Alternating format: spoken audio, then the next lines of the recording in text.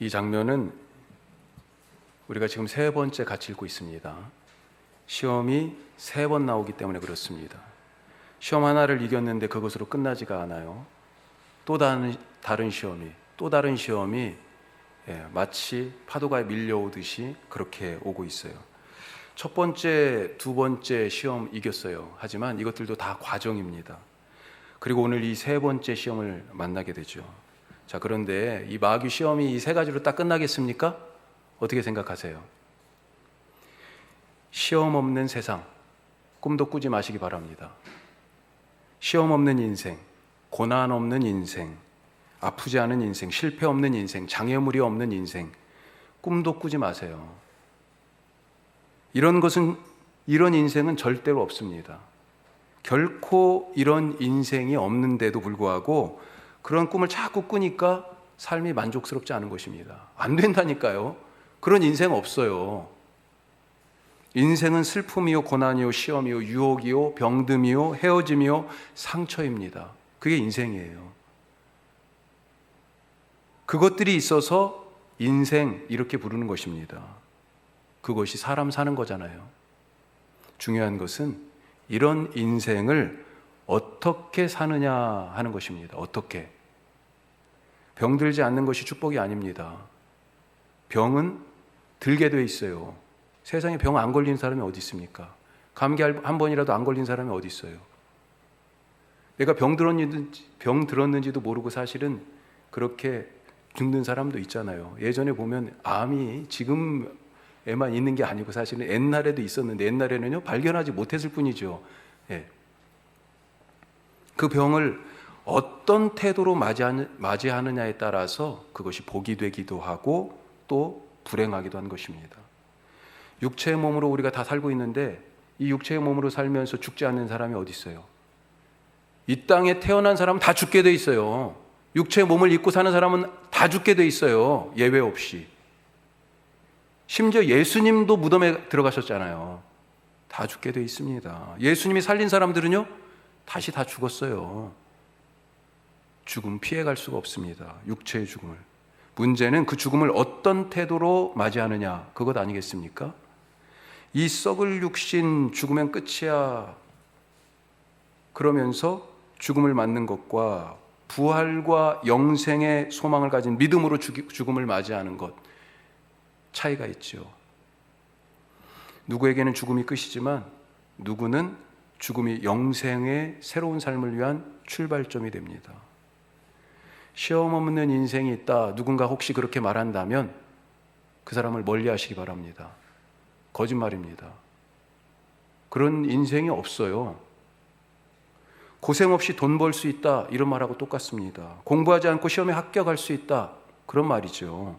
인생의 진실은 뭐예요? 인생이란 고난이고 시험이 있다 하는 것입니다. 그렇기 때문에 고난당할 때 왜 내 인생이 그렇지? 이런 생각이 들 때 인생이니까 고난이 왔구나 하고 그 고난을 맞아들여야 되는 것입니다. 맞아들여야 돼요. 내가 거부해도 그것은 내게 찾아오기 때문에 그래요. 내가 오지마 한다고 그 질병이 나한테 안 옵니까?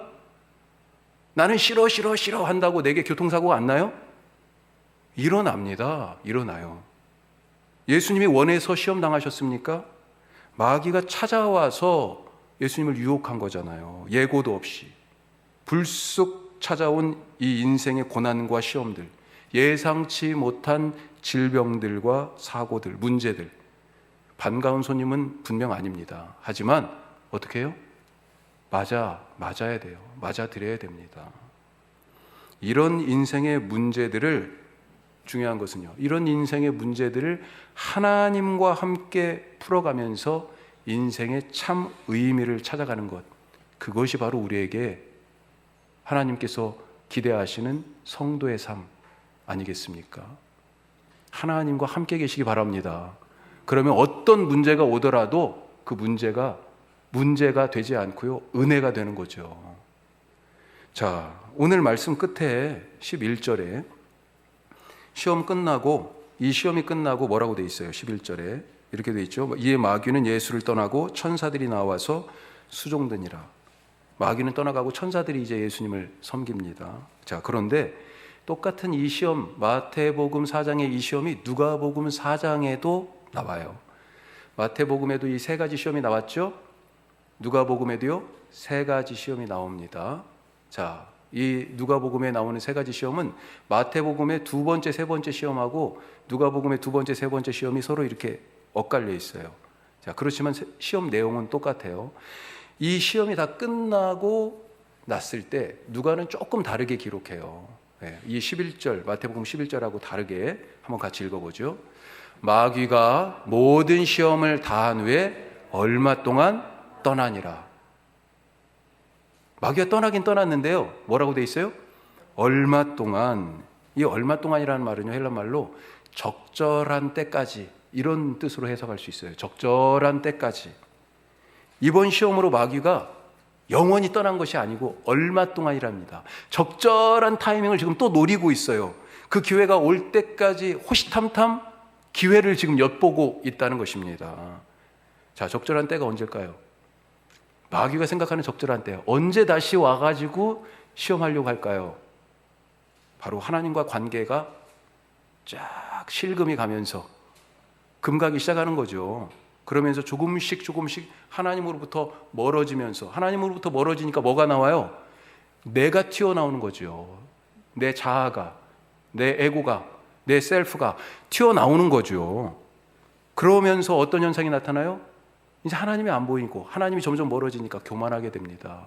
그분의 말씀에서 멀어지니까요, 불순종하게 되고요, 욕심이 생깁니다. 미워하게 되고요, 그리고 감사 대신에 불평이 막 나오기 시작하는 거죠.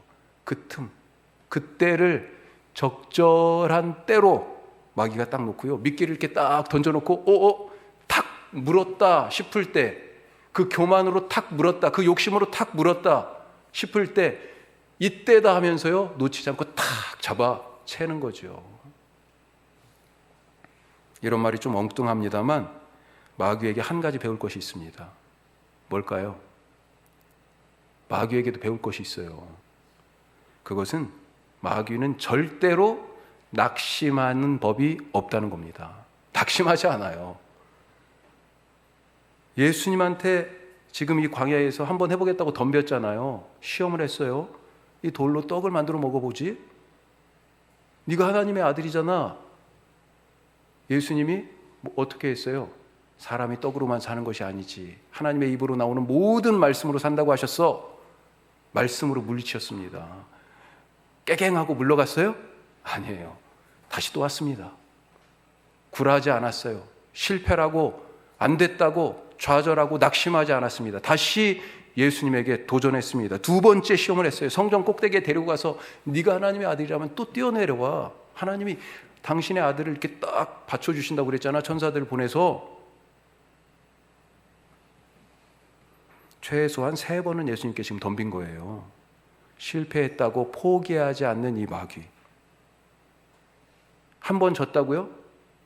낙심하지 않아요. 그래? 두고 보자. 여기서 끝나지 않아. 내가 얼마나 끈질긴지 보여줄게. 이제 시작이야. 그래, 한번 붙어보자. 예수님한테 그러는 거잖아요. 그리고 나서 어땠습니까? 이 광야의 시험에서 물러난 것 같았는데 무슨 일 하고 있어요? 예수님의 주변에 있는 사람들의 마음에 들어가서 악한 씨앗을 뿌립니다. 악한 씨앗을. 예수님이 메시아인 것을 의심하게 하고 대적하고 반대하고 비난하도록 들쑤십니다. 예수님이 안 되니까 가장 옆에 누가 있었어요? 제자들이 있었잖아요. 제자들을 자기 편이 되도록 유혹하지요. 그들에게 악의 씨앗을 뿌립니다. 예수님이 비유로 그런 말씀하셨잖아요. 천국은 마치 밭에 좋은 씨를 뿌린 농부와 같다 그랬습니다. 예수님이 지금 제자들의 마음밭에 하나님 나라의 생명의 씨앗을, 복음의 씨앗을 뿌렸잖아요. 그런데요, 밤에 이 밭에 와가지고 누가요? 원수가 와가지고 뭘 뿌렸어요? 좋은 씨를 뿌린 이 밭에 가라지를 뿌리고 갔어요. 가라지 씨를. 똑같습니다. 사탄이 예수님이 뿌려놓은 이 제자들의 마음밭에 하나님 나라의 씨앗을 뿌렸는데 거기에 밤에 몰래 와가지고요, 악의 씨앗을 뿌리고 가는 거죠. 이 씨앗이 자랐어요. 가룟 유다는 그래서 어땠습니까? 배신의 열매를 맺고 예수님을 팔아버렸습니다. 도마는요, 의심의 열매가 가득해가지고 부활하신 예수님이 나타나는데도요, 제자들이 그렇게 얘기하는데도요, 못 믿어요, 못 믿어. 믿기가 너무 어렵습니다. 베드로는 어때요? 베드로 이야기가 참 결정적인데, 베드로가 예수님에게 위대한 신앙을 고백하지 않습니까? 뭐라고 고백했어요? 우리가 그 신앙의 고백을 따라서 우리도 고백하잖아요. 주님, 당신은 그리스도시요 살아계신 하나님의 아들이십니다. 사실은 예수님이 그거 알려주려고 오셨거든요. 왕이 누구라고요? 그리스도가 왕이라는 뜻인데, 왕이 누구라고요? 하나님의 아들이신 바로 예수님이 왕이랍니다. 그렇게 지금 고백하고 있어요. 예수님을 지금 하나님의 아들, 세상을 만드시고 창조하신 그분의 아들, 이 세상을 다스리는 통치자, 그분의 아들로 지금 예수님을 인식하고 고백하고 있어요. 세상이 누구 거라고요? 예수님 거라고 지금 고백하는 것입니다. 이 놀라운 고백을 지금 베드로가 했어요. 예수님이 너무 깜짝 놀랐습니다. 기다렸던 고백이잖아요. 그 일 때문에 예수님이 세상에 오셨는데 베드로가 그것을 알아봤습니다. 그래서 뭐라고 말씀하세요? 앞으로 내가 이 그리스도됨과 하나님의 아들됨을 사람들에게 알리기 위하여서, 그건 뭐예요? 다른 말로 구원을 이루기 위하여서 어떻게 할 것인지 그 구원의 계획을 알려주십니다. 이 신앙을 고백한 베드로에게 이렇게 말씀해요. 이제 내가 예루살렘에 올라가서 고난을 받고 죽임을 당할 것이지만 제3일에 살아날 것이다. 십자가의 죽음과 무덤을 이기는 부활에 대해서, 십자가와 부활에 대해서, 그 하나님 나라의 계획, 비밀에 대해서 지금 비밀을 베드로에게 폭로하시는 거예요. 놀랍죠? 그런데 이 말을 들은 베드로가 어땠습니까? 예수님 말리잖아요. 깜짝 놀랐습니다. 예수님을 붙들고요, 영어 번역에 보면 저쪽으로 갔다고 돼 있어요. 그러면서요, 오히려 예수님을 나무라고 꾸짖어요. 비난합니다. 그리고 예수님을 말려요, 말려. 그러면 안 되죠, 예수님. 지금 이게 무슨 소리예요? 말립니다, 말려.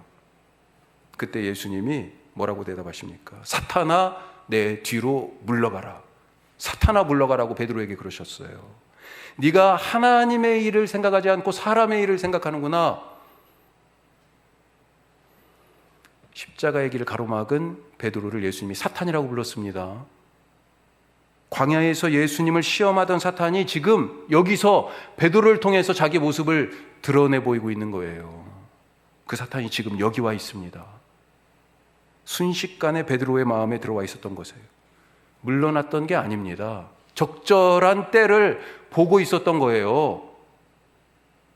광야는 끝났지만 사탄은 계속 예수님 주위를 어슬렁어슬렁거리면서 언제 공격할까? 언제 넘어뜨릴까? 언제 또 유혹을 할까? 적절한 타이밍을 엿보고 있었던 것입니다.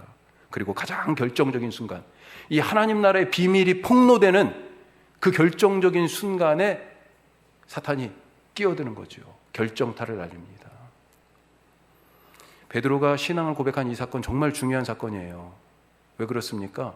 우리 교회의 뿌리가 거기에 있거든요. 몇 번 말씀드렸습니다만, 베드로가 당신은 그리스도시요 살아계신 하나님의 아들이십니다, 이렇게 고백을 하자 예수님이 뭐라고 그랬어요? 그 신앙을 고백한 베드로 위에다가 내가 너 위에다가 교회 세울 거다, 교회. 이 교회를 통하여서요, 뭐예요? 교회가 예수님의 몸이잖아요. 하나님의 구원을 이루어 나가시겠다고 말씀하시는 거죠. 교회의 출발이 여기에 있어요. 뿐만 아니라 이 베드로의 신앙 고백의 이 사건을 통해서 예수님이 바로 말씀드린 것처럼 어떻게 하나님이 구원하실지 그 구원의 계획, 하나님 나라의 비밀을 알리셨기 때문에 정말로 중요한 사건이라고 볼 수 있습니다. 그런데 이 하나님의 계획이 실행되면 어떻게 됩니까? 사탄은 그날로 끝장나는 거죠. 끝장나는 겁니다. 죄를 가지고 마구 휘두르면서 사람들을, 죄의 결국이 뭐예요? 죽음이잖아요. 죽음을 무기 삼아서 그렇게 늘 위협했는데 십자가에서 죄를 사해버리니, 없애버리니 어때요? 아무런 힘을 못 쓰는 거 아니에요, 사탄이 이제. 아무 쓸데가 없습니다. 그래서 지금 베드로를 충동질하는 거예요. 예수님의 길을 어떻게 하면 어떻게든지 가로막으려고 필사적으로 애쓰고 있는 것입니다. 자, 이렇게 광야에서도 또 베드로를 통해서도 예수님을 시험하고 그 길을 막는 이 시험하는 자, 예수님의 길을 막는 이 존재의 정체 우리가 알아야 되지 않겠습니까? 지금 세 번째 시험, 우리가 지금 세 번 말씀을 나누는데 세 번째 시험에 보면 이 마귀를 뭐라고 부르냐면 사탄이라고 부릅니다. 사탄. 이 무슨 말이냐면 3절 한번 보세요. 첫 번째 시험에서 유혹에 뭐라고 나옵니까? 유혹하는 자를 시험하는 자라고 그렇게 돼 있어요. 시험하는 자로. 그리고 5절을 보세요. 이제 이 시험하는 자의 이름을 밝히죠. 뭐라고 돼 있습니까? 마귀라고 되어 있습니다. 그런데 이거는요 그냥 설명이에요. 세 번째 시험 8절부터 10절까지 이 세 번째 시험을 보면 10절에서 예수님이 이 시험하는 마귀를 뭐라고 불러요? 사탄 이러고 이렇게 정확하게 그 정체를 폭로해서 이름을 부르십니다. 사실 마귀나 사탄이랑 같은 말이에요. 마귀는 헬란 말이고요. 사탄은 히브리 말이에요. 히브리 말 사탄을 그대로 헬라 말로 옮겨 적은 게 그냥 사탄인 거예요. 어떤 뜻이냐? 마귀는 비방하는 자, 중상하는 자 이런 뜻을 갖고 있습니다. 그래서 헐뜯어서 남의 가치와 명예 그것을 떨어뜨리고 사람들 사이를 이간질시키는 그런 존재로 마귀, 헬라 말로 디아볼로스예요. 그렇게 일컬어질 수 있는데 사탄이라고 표현된 이 구약의 단어는 같은 말이긴 하지만 여기에 더해서 하나님께 적극적으로 대적하고 대항하고 반대한다 이런 뜻을 가지고 있습니다. 자, 왜 예수님이 이 세 번째 시험에서 이 마귀를 향해서 사탄이라고 대적자라고 원수라고 그렇게 꼬집어서 더 말씀을 하셨을까요? 베드로에게 사탄아 물러가라 이렇게 말씀하셨는데 가만히 생각해 보면요, 아니 누군가가 나를 보고 사탄아 그렇게 얘기한다고 그러면 이거 얼마나 황당하고 기분 나쁜 얘기예요. 아니 지금 누가 누구한테 사탄아라고 얘기를 해요? 예? 사탄아 그러면서 지금 베드로에게 뭐라고 그랬어요? 네가 하나님의 일을 생각하지 않고 사람의 일을 생각하는구나. 하나님의 일을 방해하고 있구나. 예수님이 지금 그렇게 말씀하신 거잖아요. 나는 교회를 위해서 하나님을 위해서 시간도 내고 물질도 드리고 그렇게 헌신했는데 하나님의 일은 생각하지 않고 자기의 일, 사람의 일, 자기 영광을 구한다라고 하면서 사탄아 지금 그렇게 말을 한다면, 그런 소리를 듣는다면 기분이 어때요? 사실 이 말을 예수님에게서 사탄아라고 하는 이 소리를 베드로가 들었을 때 베드로 입장에서 한번 생각해 봐요. 얼마나 상처가 됐겠습니까? 내가 이런 소리 들으려고 하던 일도 다 버리고 집도 가족도 다 떠나서 이 사람 따라다녔나? 그런 생각 들지 않았을까요? 하지만 예수님은요, 베드로의 마음에 상처가 나든지 이 말 듣고 너무 실망해가지고 너무 상처가 돼가지고 예수님을 떠나든지 상관없다는 듯이 베드로에게요 아주 단호하게 사탄아 내 뒤로 물러가라 그렇게 말씀하십니다. 왜 그랬어요? 예수님이 왜 그랬을까요? 그렇게 사랑하는 첫 번째 제자라고 얘기할 수 있는 이 베드로에게 왜 사탄아 이렇게 얘기했었을까요? 방금 전에 신앙을 고백했던 이 베드로가 순식간에 마귀의 유혹에, 사탄의 유혹에 넘어가서요, 예수님의 고난과 십자가와 그 죽음과 부활의 하나님의 구원 계획을 딱 반대하고 나서서 예수님의 그 길에 딱 대적자로 서서 원수가 되어 서 있기 때문에 지금 그렇게 말씀하신 것 아니에요. 베드로가 왜 예수님의 길을 가로막았습니까? 왜 예수님의 대적이 되어서 지금 그 길목을 딱 지키고 못 갑니다 그러고 있어요? 왜요? 쉬운 길이 있는데, 자기가 생각하는 길이 있는데 예수님이 생각하는 길, 어려운 길을 가려고 하니까 아니라는 거예요. 그 길 아니라는 거죠. 사실 한번 생각해 보십시오. 예수님은 갈릴리에서 슈퍼스타입니다. 갈릴리의 아이돌이에요. 예? 히어로고요. 왜 그렇습니까? 무슨 일을 했어요?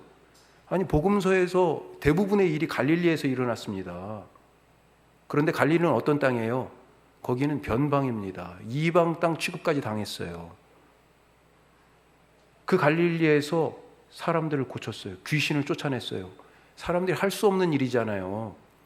그걸 보고 놀랬습니다. 그런데 무엇보다도 아프고 그런 건 개인적인 일일 수 있지요. 그렇죠. 조금 더 확대해도 가족의 문제죠. 가족 식구 하나 아프면 사실은 가족 정도는 그렇지만 이웃으로 동네로 넘어가면 그게 내일 됩니까? 아니에요. 그런데 정말 모두가 공통으로 갖고 있는 공통의 일이 있었어요. 문제, 인생의 가장 큰 문제 뭐예요? 먹고 사는 것. 그것을 해결해 주셨잖아요. 오병이어의 기적이 바로 그것 아닙니까? 몇 명이 모여서 먹었습니까? 그 떡을. 남자 20세 이상 남자만 5천 명이 5천 명. 엄청난 숫자죠, 지금. 사실 여기 첫 번째 시험에서 광야에서 돌로 떡을 만들어 먹어보라고 사탄이 유혹했었는데 그게 바로 지금 사실은 돌로 떡 만든 거 아니에요? 예? 야, 이거면 되겠다. 아니 사실 예전으로 더 위로 연대를 더 고대로 올라가다 보면 뭐가 제일 문제예요? 다 먹고 사는 것 그거 아니었어요. 예? 사회 발전이 먹고 사는 것에 대한 그것 따라서 발전한 거 아니에요? 그런데 그 문제를 해결하셨다고요. 그래서 사람들이 어떻게 생각했어요? 요한복음 6장에 보면 이 오병이어의 기적 뒤에 사람들이 예수님을 따라다니기 시작합니다. 더 따라다녀요. 왜요? 왕으로 세우시려고, 왕으로 모시려고 예수님을. 그래서 예수님이 그들을 피하죠. 산으로 피해서 가서 혼자 기도하십니다. 사람들의 눈을 피해서요, 갈릴리 이쪽에서 배를 타고 저쪽으로 사람들 모르게 가셔요. 그런데도 어느새 그것을 다 알고 그냥 소문이 확 돌아가지고 예수님을 또 따라갑니다. 베드로가 생각할 때는요, 예수님이 말씀 한마디만 하면 지금 사람들이요, 죽기를 각오하고 헌신하고 충성할 준비가 지금 다 되어 있어요. 더군다나 예수님은 제자라고 하는 조직이 있잖아요. 우리가 성경에서 12명만 지금 제자가 있는 게 아니에요. 70인의 제자도 있었어요. 둘씩 짝지어서 다 동네로 보냈습니다. 야, 이 조직이면 지금 이거 보통 조직이 아니에요. 거기에다가 지금 예수님한테 덕본 사람들이 있잖아요. 나중에 한번 그런 말씀 나누겠는데, 이 은혜와 그 다음에 은혜에 대한 그런 호혜 관계라고 그러는데, 그런 관계가 이 그레코 로만 그 문화의 아주 중요한 바탕이었습니다. 그래서 이 예수님으로부터 다 지금 덕본 사람들 아니에요. 은혜를 받은 사람들이잖아요. 예수님께 지금 그 은혜를 갚아야 돼요. 뭔가 충분히 예수님이 부탁하면 다 목숨 걸고 올 만한 사람들이 지금 수두룩하게 있다는 것입니다. 어디예요? 갈릴리에. 그런데 예수님이 길 방향을 어디로 잡았어요? 이제 예루살렘으로. 기대가 크죠. 기대가 큽니다. 예. 그런데 예수님께서 지금 어떤 말씀을 하시는 거예요? 예루살렘에 간다고는 하는데 가서 뭐 한다고요? 아니 가가지고 지금 왕을 쫓아내고, 왕이 누구예요? 실제 왕은 바로 로마 총독이죠. 지금 황제를 대신하는 이 총독 로마군을 무찌르고 몰아내고 예수님이 다윗의 왕좌에 앉으셔야 될 것 같아요. 그것을 기대하고 있는데 지금 예수님이 아무 준비도 없이 예루살렘에 죽으러 간답니다. 죽으러. 도무지 예수님의 결정을 이해할 수도 없고요, 그 말에 따를 수도 없습니다. 예루살렘에 가서 기껏 한다는 것이 체포되고 맞고 십자가에서 죽는 일이다. 이거 완전히 예수님한테 뒤통수 맞은 거예요. 베드로가 지금 정신이 그 십자가를 지고 내가 죽을 거야 라고 하는 그 말씀을 딱 듣는 순간 아무 생각이 안 나요. 이거 망했구나. 뭔가 이거 지금 잘못됐구나. 왜 되지도 않는 이 방법을 얘기하시는 거지? 내가 예수님 따라 나선 이유는 이렇게는 못 살게 서서 세상 한번 바꿔보려고 예수님 나를 따라오라 그래서 따라 나섰는데, 하나님 나라, 그 나라를 회복하자 그래가지고 따라 나섰는데, 아니 내가 생각한 나라하고 예수님이 말하는 나라가 다른 거야? 이제 와서 예루살렘 가서 죽겠다니까 이게 무슨 말이냐 하면서 예수님의 길을 막아섭니다. 그런데 이 베드로가요, 나중에 알았어요. 나중에 예수님이 승천하시고 나서 제자들이 기도했잖아요. 그리고 성령님이 임재하셨죠. 성령을 받은 후에 사람들 앞에 나타나서 첫 번째로 설교하는 대목에 이런 말씀이 있습니다. 사도행전 2장 말씀이에요. 자, 같이 읽습니다. 사도행전 2장 36절 같이 읽어요.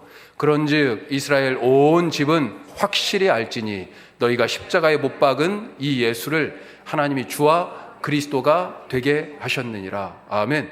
이제 알았어요. 하나님이 예수님을 뭐가 되게 했어요? 그리스도가 되게. 그리스도가 무슨 뜻이에요? 왕이라니까요. 왕. 베드로는 무슨 방법으로 왕이 된다고 생각했어요?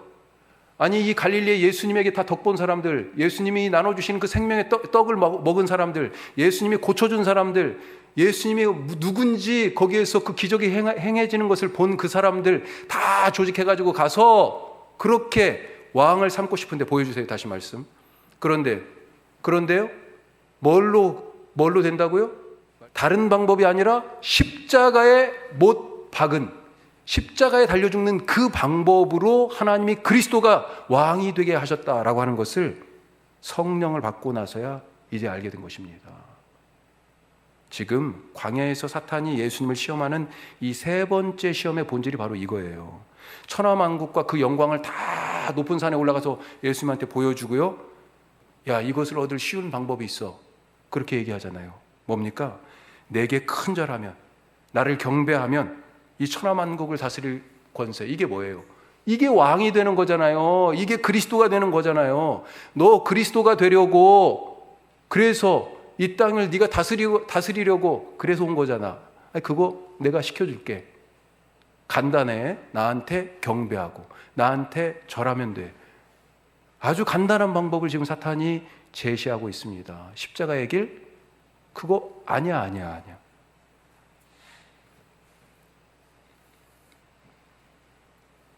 예수님이 어떻게 하셨습니까? 예수님이 어떻게 하셨어요? 예수님은 이 광야에 40일에 금식하며 기도하던 이 일을 통하여서 하나님의 길, 하나님의 계획, 하나님의 비밀이 이 구원을 위한 그것이 무엇인지 아셨어요. 하나님이 정하신 예수님을 통한 길이 무엇인지 아셨어요. 그래서 사탄이 더 쉬운 길을 제시하지만 그것을 단호하게 거절할 수 있었던 것입니다. 십자가의 길을 가야만이 진짜 그리스도, 진짜 왕이 된다라고 하는 것을 그 하나님과의 만남 속에서 알고 계셨던 거예요. 그래서 이 사탄의 쉬운 제안을 단칼에 거절하면서 사탄아 물러가라 말씀하시는 것입니다. 사실 우리 이 세상에 지금 얼마나 많은 성공을 위한 쉬운 길이 우리에게 제시되어 있어요. 여기저기서 손 흔들지 않습니까? 이리 오라고, 이 길이 더 쉽다고, 이 길이 더 빠르다고. 그런 유혹들이 여기저기 가득합니다. 그러면서요, 세상의 이 질서, 세상의 이 문화, 세상이 요구하는 이 가치, 여기에 무릎 꿇으라고 잠시 불의와 죄 못 본 척하고 양심은 내려놓고 나를 경배하면 그 고난의 길을 굳이 가지 않아도 된다면서 사탄이 예수님의 그 구원의 길을 반대하고 대적한 것처럼 우리가 가는, 예수님 따라가는 이 구원의 길을 가로막고 유혹하진 않습니까? 어쩌시겠습니까? 예수님은 죄가 세상을 다스리는 이 땅에 오셔서 하나님의 통치권을 회복하시기 위하여 십자가에서 죽으신 거예요. 왜 세상을 죄가 다스리고 있었습니까? 첫 번째 사람인 이 아담이 사탄의 유혹에 넘어가서 그때부터 죄가 세상에 들어왔기 때문에 그런 거 아니에요.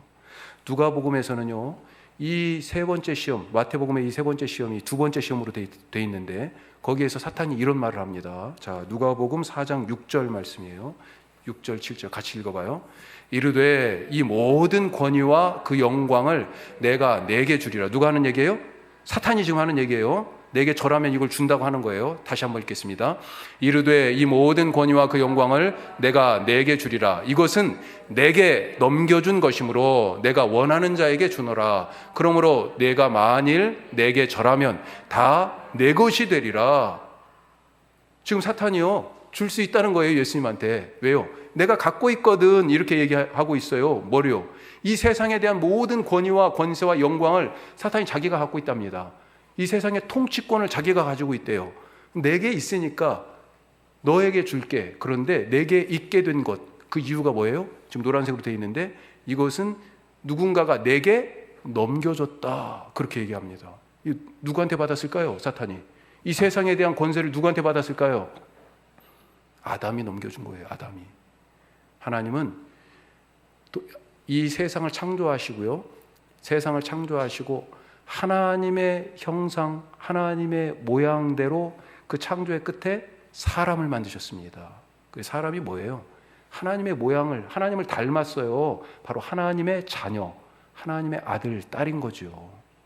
그리고 이 하나님의 아들, 딸에게 세상에 대한 통치권을 위임하셨습니다. 이 창조 세계를 맡기셨잖아요. 그런데 어떻게 됐어요? 욕심으로, 눈이 멀어가지고 그 유혹에 넘어가서요. 그 죄에 빠져서 선악과를 먹음으로 말미암아 죄가 이 인간 세상에, 이 하나님의 통치의 세계에 들어왔어요. 사람들이 어땠습니까? 이제는 죄에 묶여버렸어요. 죄로 조종을 당해요.